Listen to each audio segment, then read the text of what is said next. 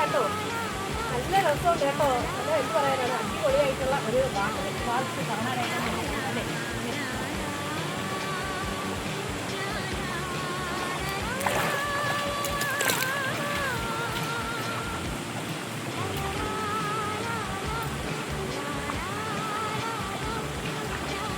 നമ്മുടെ ഈ കല്ലിൻ്റെ ഭംഗിയുണ്ടോ?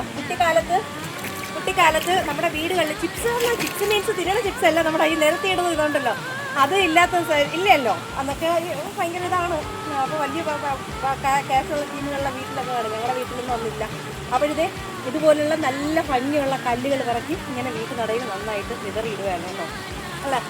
അല്ലേ നല്ല ഭംഗിയല്ലേ ഈ തോട്ടിനകത്ത് കിട്ടുന്ന കല്ലുകളൊക്കെ. ഇതെന്തുവാ ഇതറിയാലോ, പാക്ക്, മുറുക്കാൻ ചവയ്ക്കുന്ന പാക്കാണ്. അപ്പോൾ ഇത് വെള്ളത്തിൽ വീണ ഭയങ്കര കെട്ട നാറ്റമാണ് കേട്ടോ. ഭയങ്കര ഒരു വല്ലാത്ത സ്മെല്ലാണ്. എന്തായാലും സൂപ്പറാണ്. കുളിക്കാനായിട്ട് ഞാൻ പോവുകയാണ്. അതേ കണ്ടോ, നല്ല ഭംഗിയാണ്.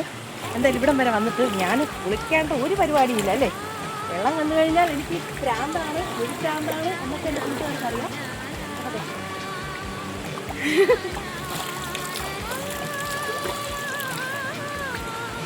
അതെ, ഞാനിതെവിടെയാ ഈ മഴ പരുവത്ത് കുറ്റിയും പറിച്ച് പോയെന്ന് നിങ്ങൾ ആലോചിക്കുന്നുണ്ടോ? ഒന്നുമല്ല കേട്ടോ.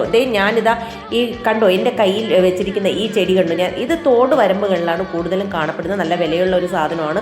എൻ്റെ പ്രിയ സുഹൃത്തുക്കൾക്ക് അറിയാമെങ്കിൽ കമൻറ്റ് ബോക്സിൽ പറയണം. നല്ല ലൊക്കേഷനും കൂടെയാണ് കേട്ടോ. അതെ, അപ്പോൾ പിന്നെ ഞാൻ വെള്ളച്ചാട്ടം കാണാനായിട്ടാണ് വന്നിട്ടുള്ളത്. അടിപൊളിയായിട്ടുള്ള ഒരു സ്ഥലത്താണ് ഇന്നുള്ളത്. മഴ കെട്ടിയൊക്കെ മാറിയപ്പോൾ ഞങ്ങൾ ഇനി ഇറങ്ങിയിട്ടുണ്ട്. എന്തായാലും ഒരു എൻ്റർടൈൻമെൻറ്റിന് കേട്ടോ. അതെ, കുറച്ച് ഇതെന്താണെന്ന് നിങ്ങൾ കമൻറ്റ് ബോക്സിൽ മറക്കാണ്ട് പറയുക. ഇത് ഞാൻ കുടിച്ചിട്ട് ഇതിൻ്റെ അഭിപ്രായം ഇപ്പോഴും പറയാം കേട്ടോ.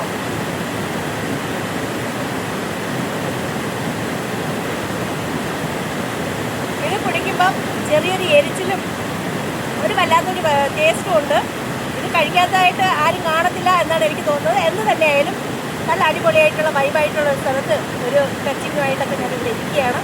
അപ്പം ഒരു GS അങ്ങോട്ടും ഇങ്ങോട്ടും പറഞ്ഞാലോ. അപ്പോൾ ഉടനെ ഇതിൻ്റെ ഫുൾ വീഡിയോ നിങ്ങളുടെ മുന്നിൽ കണ്ടുതായിരിക്കും.